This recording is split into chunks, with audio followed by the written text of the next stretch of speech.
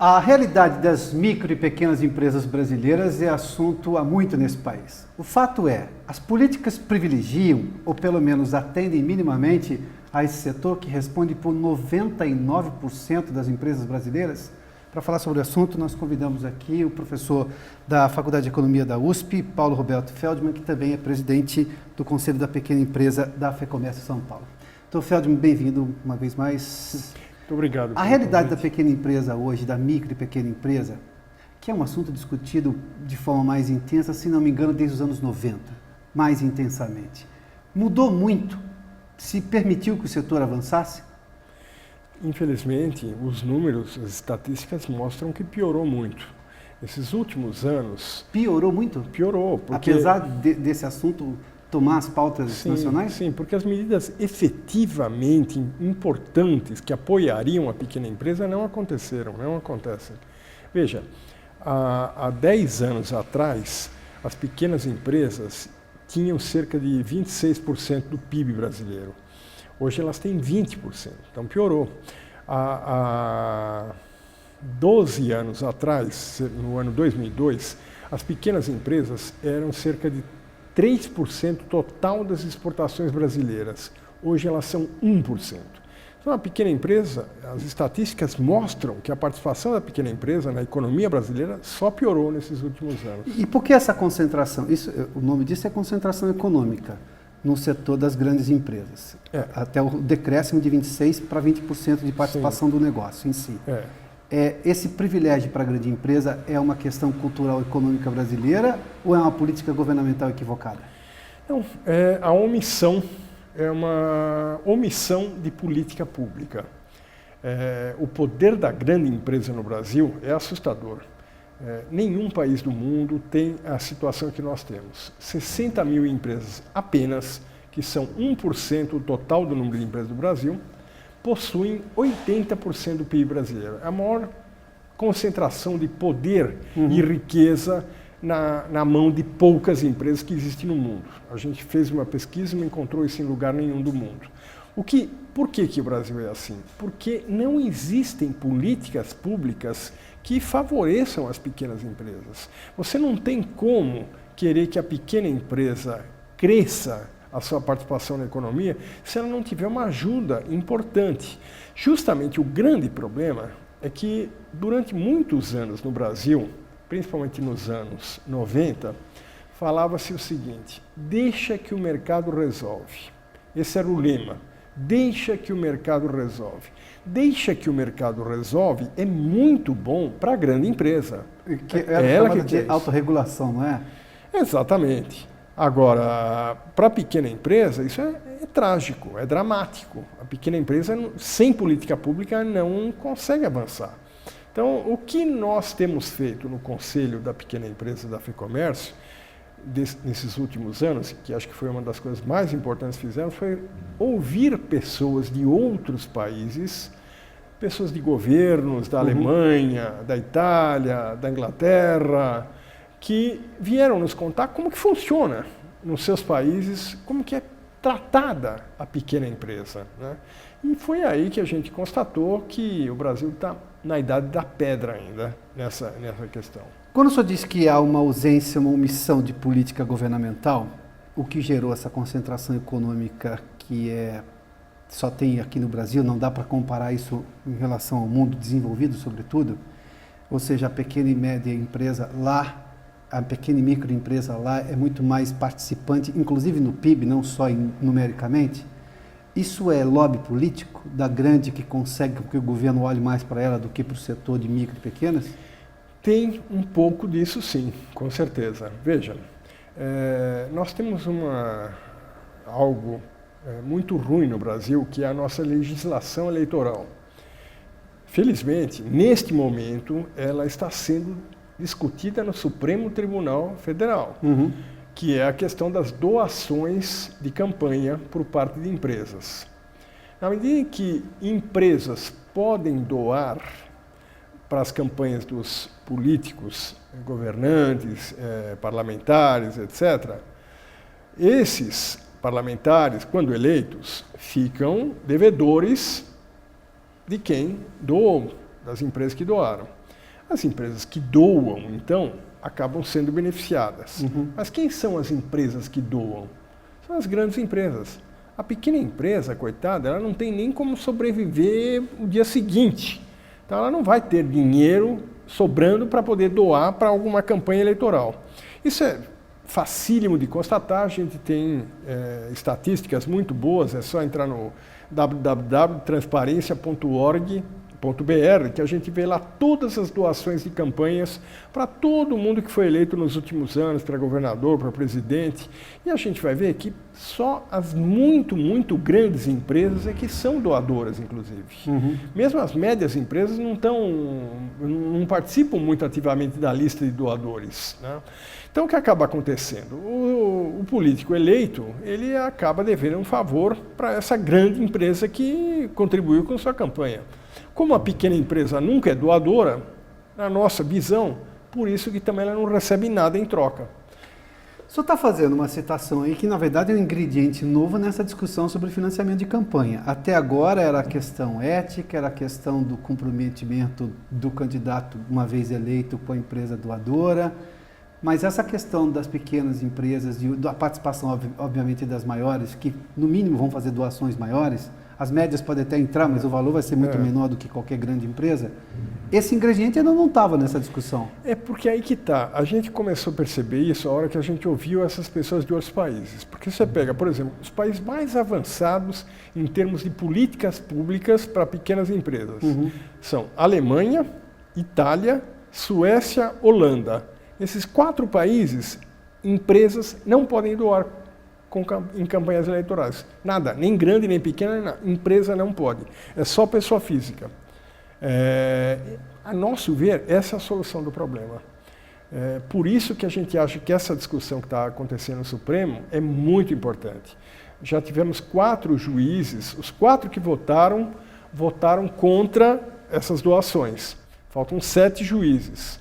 Esperamos que os 7 mantenham a posição dos 4 que já votaram, porque isso sim vai ser um aspecto decisivo para a pequena empresa brasileira. Mas, para não perder esse assunto com relação ao financiamento de campanha, já que tem esse ingrediente da pequena e da grande, a distância delas, enquanto participante ou não no processo de doação, as outras discussões de que determinado partido pode ser mais privilegiado ou não pela doação de pessoa física, o senhor acha que isso é relevante ou não nessa discussão? Não, isso não é relevante. Claro que isso tem que ser regulamentado. Se não for regulamentado, é um problema. Então, mas eu acho que é muito fácil. Tem uma vantagem grande a gente ser um país em desenvolvimento.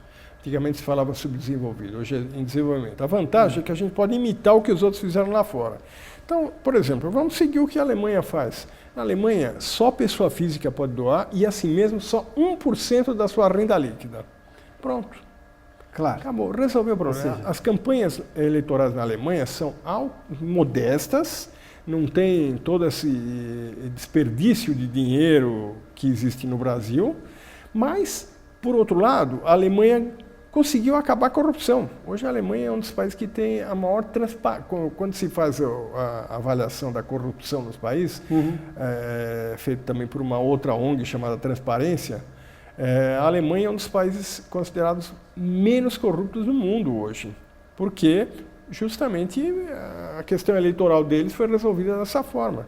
O senhor citou a Alemanha e a Itália como 2 dos países mais desenvolvidos em relação à política de microempresas. Holanda e Suécia também. Holanda e Suécia. Eu vou me ater só a um setor que talvez chame muita atenção hoje no Brasil, que é de enogastronomia, ou seja, vinhos e comida. E não raro uma pequena empresa que tem um azeite na gôndola do lado de uma grande empresa fabricante talvez de milhões e milhões de litros, e ela consegue colocar o produto aqui na gôndola. Ou seja, para o consumidor que está do outro lado do oceano, no hemisfério sul, ele consegue na gôndola, é uma questão de preço, sim, mas os 2 estão disponíveis. Por que essa empresa pequena conseguiu fazer esse produto chegar aqui? Aí eu emendo a pergunta. Não raro se discute o quanto que a pequena, sobretudo a microempresa brasileira, poderia participar como exportadora e aí, claro, mexer na balança comercial. Por que não se tem tanta exportação de micros brasileiras e de lá você vê empresas pequenas conseguindo colocar um produto na gôndola ou na loja, que seja? Olha, eu não falo por mim, vários dos nossos companheiros do Conselho da Pequena Empresa encaram como uma crueldade quando se quer que a pequena empresa brasileira seja exportadora. Crueldade? Crueldade. Exigir que a pequena empresa brasileira exporte é crueldade. É impossível ela fazer isso.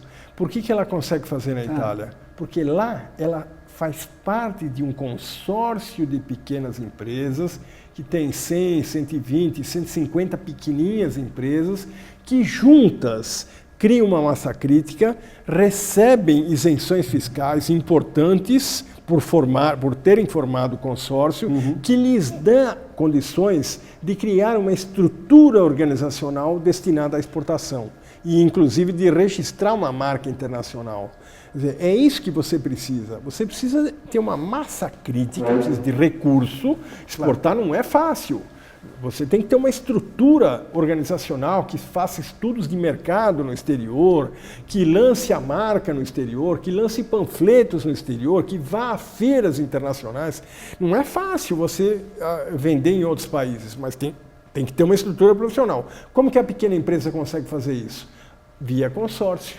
Ela reúne recursos por conta da isenção de impostos que ela tem, que lhe permitem formar isso. E, aliás, a legislação italiana regula muito bem esses aspectos.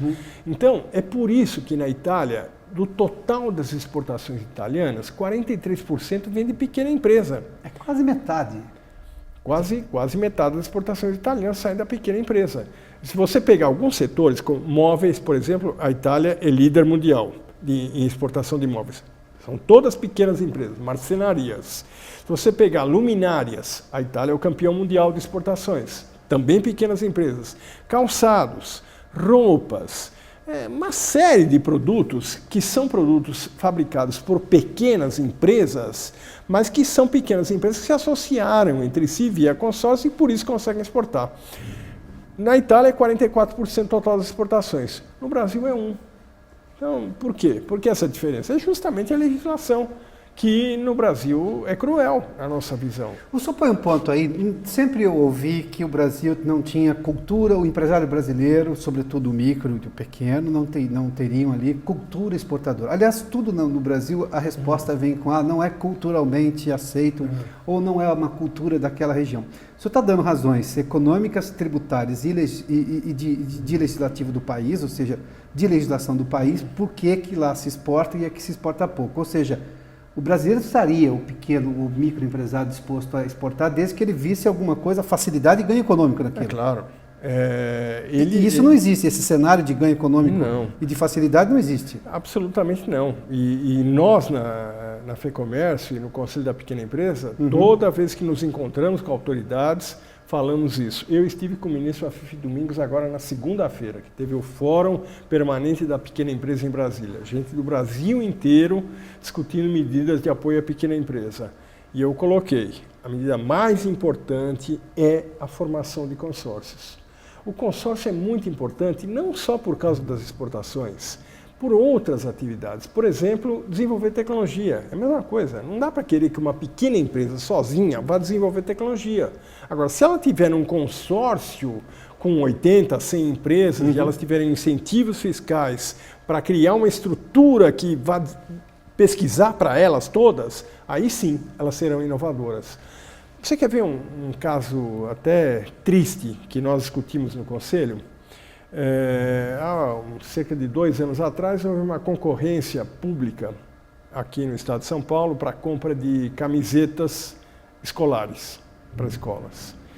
E, bom, dizia o governo que privilegiava as pequenas empresas, né? Então, pequena empresa era uma licitação de, não lembro exatamente, mas alguma coisa em torno de 2 ou 3 milhões de camisetas. Uma pequena empresa sozinha não consegue fabricar 2 milhões de camisetas. Então, um grupo de pequenas empresas, 10, 12, se juntaram e criaram, elas, um consórciozinho. Apesar de não estar na legislação, criaram para participar dessa licitação. Porque assim, juntas, conseguiam fabricar as 3 milhões de camisetas. Venceram a licitação. Venceram, mas foram impugnadas. Por quê? Por abuso de poder econômico. Abuso de poder econômico, as pequenas? Porque no Brasil não pode haver associação de empresas seja pequena, grande e média. É considerado abuso de poder econômico. Claro que esse foi um fato usado pelo segundo colocado, que era uma grande empresa, para impugnar a licitação, mas foi aceito. Perderam. A pequena empresa foram desqualificados. Então, esse é o problema. A gente não tem legislação nenhuma que proteja a pequena empresa no Brasil. Agora, me permita ir um pouco mais a fundo ainda, professor Feldman. Há uma briga econômica, puramente econômica, da grande que não quer perder espaço para micro, e o quanto que isso é importante perto da lógica que um governo que está acima de todos tem que olhar para os setores e tentar buscar um certo equilíbrio, porque o senhor deu vários exemplos, lá fora isso funciona, e funciona bem. E permite uma série de outras coisas, como desenvolvimento de tecnologia, porque eles também se consorciam para isso. Onde é que está o problema maior? No regulador do governo, que deveria olhar de cima com uma tentativa de buscar equilíbrio, ou nessa briga do capitalismo de poder econômico mesmo? Eu diria para você que é mais uma visão tacanha dos nossos governantes e legisladores, que não tem essa visão de longo prazo. Infelizmente, no Brasil, os nossos governantes, de uma forma geral, não quero citar nomes, partidos, nada, mas de uma forma geral, os nossos governantes só pensam na próxima eleição. Então, fazem coisas destinadas a vencer a próxima eleição. E medidas como essa, que são medidas de longo prazo, medidas importantes, que mudam a situação institucional do país, em geral não são levadas à frente. Então, eu diria que é basicamente por isso. É claro que tem também essa outra questão que eu mencionei, que é a legislação eleitoral. Eu acho que isso também acaba contribuindo. Como uma pequena empresa não contribui com campanha eleitoral de ninguém, ela também acaba não sendo beneficiada, ninguém lembra dela. Ou seja, uma política de Estado fica à mercê do calendário eleitoral. Exato. Porque isso nós estamos falando de política de Estado. Como que o Estado brasileiro vê o seu setor industrial, o comercial, e como é que eu penso nele? Exatamente. Agora veja você que as políticas de Estado no Brasil, em geral, infelizmente, são só de curto prazo, com vistas à próxima eleição. Por que nós até hoje não conseguimos resolver a nossa situação educacional? Por que a nossa educação é tão frágil e tão precária no país? Porque educação é uma coisa de longo prazo. 20 anos pelo menos. Não surte efeito na próxima eleição. Saúde é a mesma coisa. Saúde demora para fazer efeito. Os investimentos em saúde têm retorno demorado. Então, não adianta, não repercute na eleição. Infelizmente, o nosso sistema eleitoral acaba levando os nossos governantes e dirigentes públicos a fazerem coisas imediatistas, que vão repercutir imediatamente. Dr. Feldman, qual é a realidade hoje? Nós estamos, eu vou usar essa expressão que o senhor usou, estamos num ano eleitoral, há um ministério que cuida especificamente da microempresa ou empresa de pequeno porte. Qual é a realidade hoje da micro e pequena empresa brasileira? Há algum avanço no horizonte que possa ser efetivado ou não? Olha, não dá para a gente ficar otimista, não dá, infelizmente. Não dá para ficar otimista? Não dá porque a gente não vê grandes mudanças. Claro que a criação do Ministério da Pequena Empresa foi uma medida muito importante, não resta dúvida. Tenho a impressão, e principalmente o ministro, a Fifi, tem dado mostras de que ele sabe quais são as medidas que terão que ser adotadas. Mas a vida dele não é fácil. Porque ele tem que convencer a Receita Federal, por exemplo, de que ele tem que conseguir algumas isenções para a pequena empresa. Não é fácil. Mas ainda bem que foi criado o Ministério da Pequena Empresa, porque agora existe alguém para brigar pela pequena empresa dentro do governo. Mas é uma briga muito difícil. Quer dizer, não dá para a gente ficar muito otimista com relação ao futuro da pequena empresa no Brasil, infelizmente. Mas eu acho que não somos só nós, FEComércio, que estamos brigando e batalhando. Há muitas entidades hoje ligadas à pequena empresa que também têm insistido muito com os vários governos, não só o governo federal, mas os governos estaduais, prefeituras, para que se adote medidas de proteção à pequena empresa. Especificamente sobre o novo Simples nacional, o senhor vê isso como efetivo logo ou não? Olha, veja só, o Simples é algo muito questionável se o Simples acabou sendo uma coisa boa ou não. Depois da implantação do Simples... Arrecadou mais de 150 bilhões desde 2012, segundo o dado da Receita Federal. No entanto, nesses últimos anos, a participação da pequena empresa no PIB diminuiu. Sim. Então, o que ocorre? O Simples tem uma contradição muito grande. Porque o Simples, ele atende empresas que faturam até 3.600.000 reais. Se uma empresa faturar 3.601.000, ela perde o Simples. Então, o que acontece? As empresas não têm estímulo para crescer. Elas vão até 3.600. Além disso, ela se preocupa, porque ela vai perder o Simples se ela mudar de categoria. Então, é uma lei errada, o Simples. Nós estamos agora defendendo, e esse é outro assunto que foi discutido com o ministro e foi discutido no Congresso, já tivemos com a Frente Parlamentar da Pequena Empresa, com o deputado que está responsável hoje pelo projeto de lei 237, que é uma mudança no Simples, dizendo o seguinte: isso tem que mudar. As empresas que faturam acima de 3.600.000, elas têm que continuar recebendo o benefício do Simples até os 3.600. O que passou, aí sim, entra no outro sistema. Que me parece muito mais inteligente, para não fazer esse bloqueio do crescimento, como o senhor sugeriu aí. Mas veja, uma coisa tão óbvia, mas que no Brasil não existe. Deixa eu lhe perguntar, por que coisas tão óbvias tecnicamente?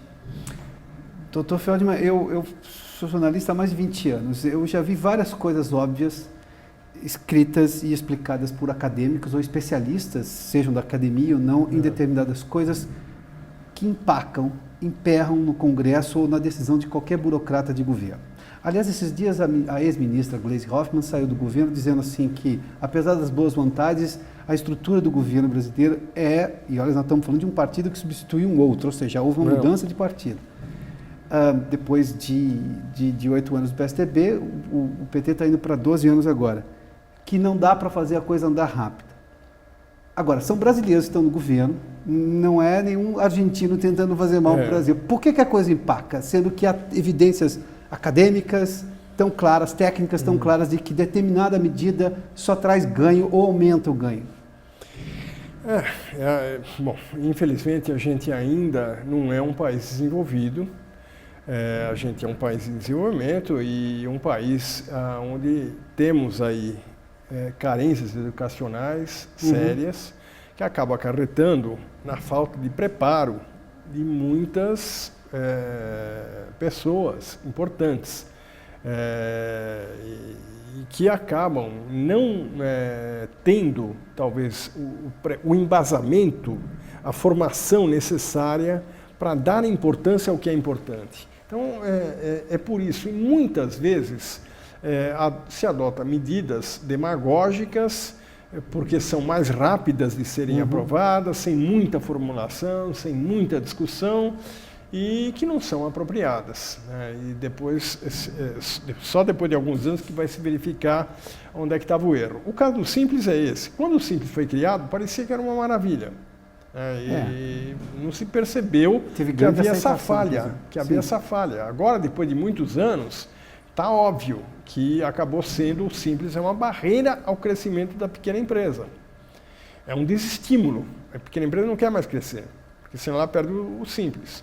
Então, mas essas coisas às vezes não são muito óbvias quando o projeto de lei, quando está sendo implementado, talvez por falta de preparo intelectual maior das pessoas que estão estudando o assunto.